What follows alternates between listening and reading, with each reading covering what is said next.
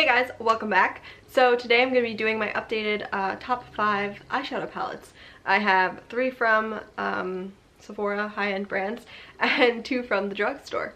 So I'm very excited for this video, and let's just dive in because it's a 5-minute Friday and I only have 5 minutes. So to start off, I'm going to start off with my favorite high-end palettes. I have 3 of them here to share with you guys, and the first one is the Anastasia Beverly Hills Soft Glam palette. So this is actually my favorite palette from ABH. I think the color story is really nice.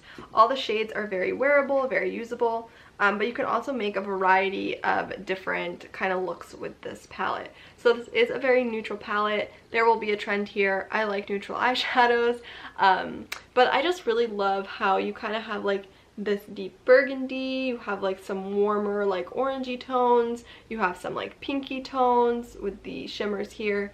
I just really like the color story in this, and I feel like even though it's a straight warm toned palette, you can do a lot with it. So I really love these. ABH has one of my favorite formulas. I like how soft and easy to use they are. So I have been really enjoying this palette. It's one of my favorites from the brand. It's one of my favorites from Sephora, and it's definitely one of my top 5.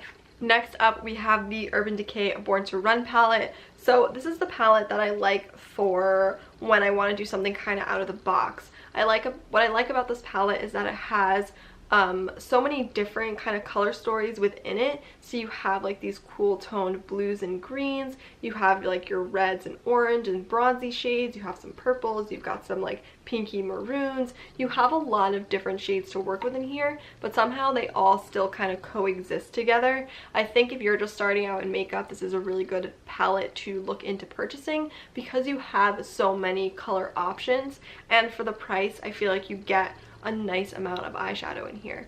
This is definitely my favorite formula from Urban Decay. They're very buttery and smooth, but yet still easy to work with. I think this is leaps and bounds above their Naked palettes, as much as I love their Naked palettes because they are like the original eyeshadow palette. They were the first palettes I ever owned. I think this layout and this formula is just so much better. And again, I love how many different kind of color stories you have within one palette. So for my like bougie palette, if you want something a little bit pricier, I have the NARS Wanted palette. I love the NARS eyeshadows. I think their formula is really nice, especially when it comes to glitters and shimmers. So this is what the NARS Wanted palette looks like. It's a lot of warm, pinky tones, but what I love most about this palette is the different kind of textures you have. So you have your typical mattes, you have some shimmers, but then you also have some of these like more chunky pressed glitters. So I feel like for such a small palette you have, ooh, I have a little bit of hiccups.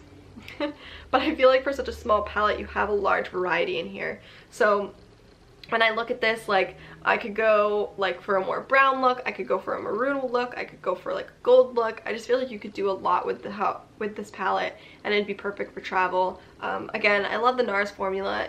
It's pigmented, but it's not overly pigmented to the point where you have trouble blending it out. It's super easy to blend on the eye. The glitters and the shimmers look beautiful with a finger, applied with a finger or with a brush. So I really love this palette. And then to finish off, I have 2 of my favorites from the drugstore. The first one is this e.l.f. Rose Gold Sunset palette. When I saw this palette, it immediately reminded me of the Marc Jacobs palettes with the intense shimmers and the mattes. I don't know why, but I just immediately thought of the Marc Jacobs palettes. And I love this palette because you get such a cool color story in here. It is very like sunsetty. You have like your pinks, but then it kind of goes down into like these goldy shades. So I love how they set this palette up. This formula is one of my favorites from the drugstore. Again, it's very pigmented, very easy to blend, very easy to work with, and it looks beautiful on the eyes. Honestly, this palette performs like a high-end palette for only $10. So I really love the e.l.f. formula. I think these little 10, are they 10? Yes, these little 10 pan palettes are some of my favorites. I have a few other ones, but this one is the standout one for me. I just find that the colors really speak to me, and I just feel like I can create a lot of different looks with it. And then last but not least, I have this LA Girl Eye Luxe Mesmerizing palette in Eternalized.